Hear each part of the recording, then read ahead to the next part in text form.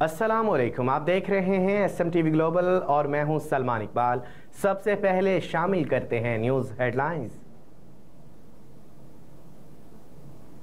मुल्क भर में सोना आज महंगा हो गया। मुल्क भर में सोने की फी तोला कीमत में इजाफा रिकॉर्ड किया गया। All Pakistan gems and jewellers association के मुताबिक मुल्क भर में सोने की फी तोला कीमत में 900 रुपये का इजाफा रिकॉर्ड किया गया। एसोसिएशन के मुताबिक 900 रुपये इजाफे के बाद सोने की फी तोला कीमत 2,18,500 रुपये हो गई, जबकि 10 ग्राम सोना 771 इजाफे के बाद 1,87,328 रुपये का हो गया। दूसरी जानिब आलमी बाजार में सोने का भाव $13 इजाफे से $2,060 फी औनस है।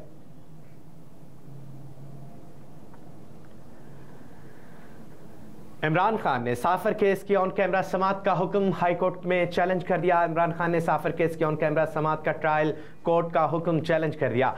बानी पिटिया इमरान खान की तरफ से बैरिस्टर सलमान अकरम राजा ने इस्लामाबाद हाई कोर्ट में दरख्वास्त दायर की, जिसमें कहा गया कि साफर अदालत का 14 दिसंबर का हुक्मनामा इस्लामाबाद हाई कोर्ट के 21 नवंबर के फैसले के खिलाफ वर्जी है।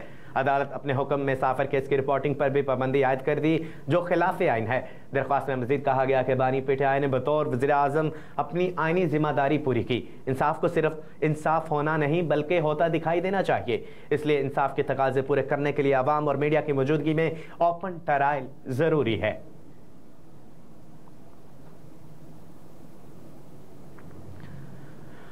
और आर्मी चीफ का गजा में फौरी जंग बंदी पर जोर में खित्ते में पायदार अमन के लिए दो रियासती हल का निफाज जरूरी करार दे दिया। आर्मी चीफ जनरल आसिम मोनीन ने वाशिंगटन में अमरीकी थिंक टैंक के नुमाइंदों से मुलाकात की। पाक फौज के शोबा तल्लुकात आमा के मुताबिक आर्मी चीफ ने वाशिंगटन में पाकिस्तानी सफारत खाने में मुमताज़ अमरीकी थिंक टैंक से और मीडिया नुमाइंदों के साथ खसूसी मुलाकात की। ISPR के मुताबिक आर्मी चीफ ने मुलाकात में इलाकाई सलामती और बैनुल-अक़वामी दहशतगर्दी पर पाकिस्तान का नुक्ता नज़र पेश किया। आर्मी चीफ ने जनूबी एशिया में स्ट्रेटेजिक इस्तेहकाम के लिए पाकिस्तान का नुक्ता नज़र भी उजागर किया।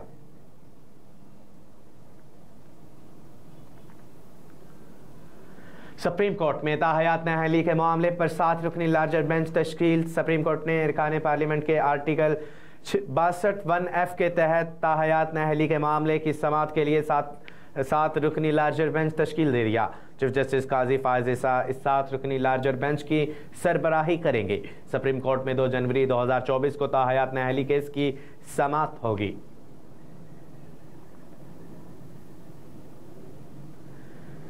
इलेक्शन कमीशन से गिले शिकवे हैं मगर गैर जानबदारी पर कोई सवाल नहीं। पाकिस्तान मुस्लिम लीग नून के रहनुमा अता तारड़ ने कहा कि हमें भी इलेक्शन कमीशन से गिले शिकवे हैं, लेकिन हमारा इलेक्शन कमीशन की गैर जानबदारी पर कोई सवाल नहीं। मॉडल टाउन में मीडिया से गुफ्तगू करते हुए रहनुमा नून लीग अता तारड़ का कहना था कि जिसको इलेक्शन कमीशन की बात पसंद नहीं आई, तनकीद का निशाना बनाया जाता है। हम भी हल्का बंदियों के फैसलों पर इत्तफाक नहीं करते। इसका मतलब ये नहीं कि हम इलेक्शन कमीशन पर अदम एतमाद का इजहार करें। उन्होंने कहा कि इलेक्शन कमीशन ने तमाम सियासी पार्टियों को बुलाया, सुना। इलेक्शन कमीशन का इदारा बिल्कुल गैर जानिबदार है। PTI ने इंटर पार्टी इलेक्शन ठीक नहीं कराए, अपना काम करते रहे और ना ही सारे गिले शिकवे इलेक्शन कमीशन से हैं।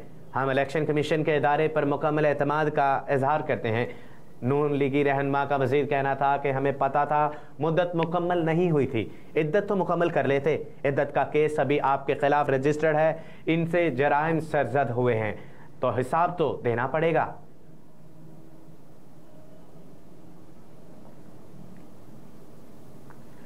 वज़ीर आला मोहसिन नकवी का स्मार्ट पुलिस स्टेशन के लिए अराजी मुंतकली का अमल जल्द मुकम्मल करने का हुक्म। निगरान वज़ीर आला पंजाब मोहसिन नकवी ने सूबा भर में स्मार्ट पुलिस स्टेशन के लिए अराजी का अमल जल्द मुकम्मल करने का हुक्म दे दिया।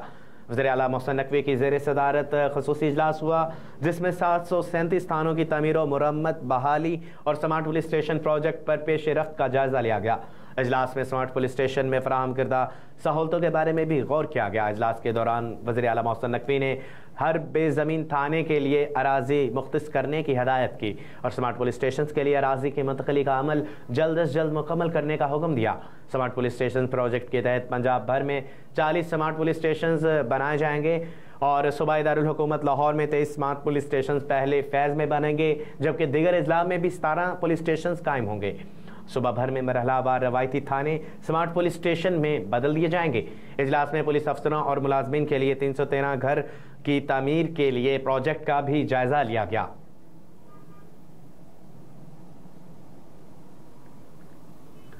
जुम्मा और हफ्ता को मुल्क के बलाई और जनूबी इलाकों में हल्की बारिश की पेशगोई। महकमा मौसमियात ने जुम्मा और हफ्ते के रोज़ मुल्क के बलाई और जनूबी इलाकों में हल्की फुल्की बारिश के साथ पेशगोई कर दी। महकमा मौसमियात के मुताबिक मुल्क के दीगर हिस्सों में मौसम सर्द और खुश रहेगा और मगरबी हवाओं का सिलसिला जुम्मा को मुल्क के बलाई इलाकों में दाखिल होगा। बलाई और जनूबी इलाकों में मतला अबरालूद और हल्की बारिश हो सकती है।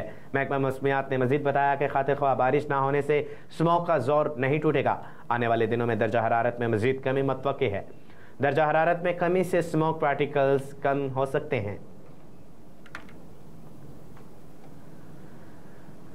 निगरान वज़ीर-ए-आज़म को ओहदे से हटाने के केस पर अदालत की समाअत से माजरत। लाहौर हाई कोर्ट के 2 रुकनी बेंच ने निगरान वज़ीर-ए-आज़म इनवारुल हक काकड़ को ओहदे से हटाने के लिए इंट्रा कोर्ट अपील पर समाअत से माजरत कर ली और फाइल वापस chief justice Lahore high court को भिजवा दी।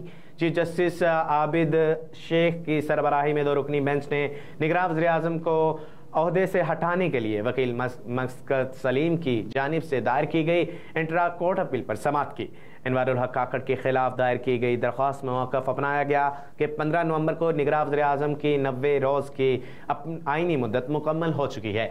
दरख्वास्त में इस्तदा की गई कि अदालत निगरान वज़ीर-ए-आज़म को ओहदे से हटाने का हुक्म जारी करे और आइनी दरख्वास्त में सीनियर कानूनदान मकसद सलीम ने मौक़िफ़ इख्तियार किया था कि निगरान वज़ीर-ए-आज़म के ओहदे की 90 दिन की मुद्दत 15 नवंबर को मुकम्मल हो चुकी है, तो निगरान वज़ीर-ए-आज़म को हटा दिया जाए या फिर अदालत की जानिब से निगरान वज़ीर-ए-आज़म के ओहदे की इजाफी मुद्दत को आइनी तहफ़्फ़ुज़ दिया जाए, जैसे कि नेपाल और बांग्लादेश में हो चुका है।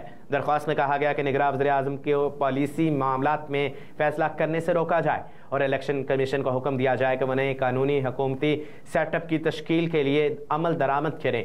दरख्वास्त में कहा गया कि इस्तदा आइनी अपील को समाअत के लिए मंजूर करते हुए लाहौर हाई कोर्ट ने सिंगल बेंच की जानिब से 27 नवंबर को इस दरख्वास्त को मुस्तरद करने का फैसला मुअत्तल किया जाए।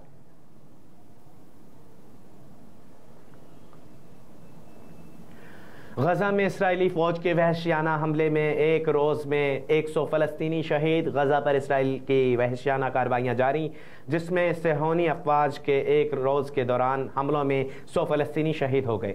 फ़लस्तीन की वजारत सेहत ने तस्दीक की है कि इसराइल ने गजा पर वहशियाना बमबारी की, जिसमें एक दिन में 100 फ़लस्तीनी शहीद और मुतअद्दिद ज़ख्मी हुए। दूसरी जानिब इसराइली फ़ौज ने एक बार फिर मगरबी किनारे पर छापे मारे, जहाँ तोबास शहर में छापों के दौरान मुतअद्दिद अफराद को हिरासत में लिया गया। इस दौरान कई फ़लस्तीनी ज़ख्मी हुए।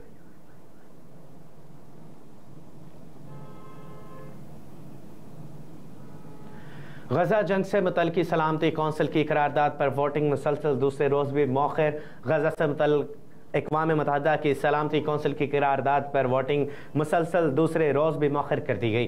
गैर मुल्की मीडिया के मुताबिक नई करारदाद पर वोटिंग अब आज रात होगी। मुसवदे में अमरीका और इसराइल को गजा जंग में वक्फा मुआहिदा या इंसानी बुनियादों पर जंगबंदी के अल्फाज पर इख्तलाफात हैं।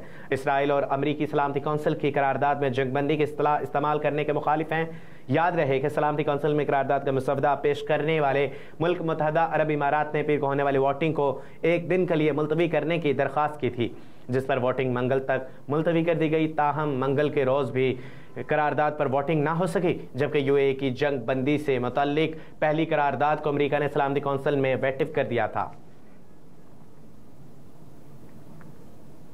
और न्यूज़ स्टूडियो से फिल वक्त इतना ही। मज़ीद खबरों से बाखबर रहने के लिए देखते रहिए SM TV और रहिए हर लम्हा बाखबर।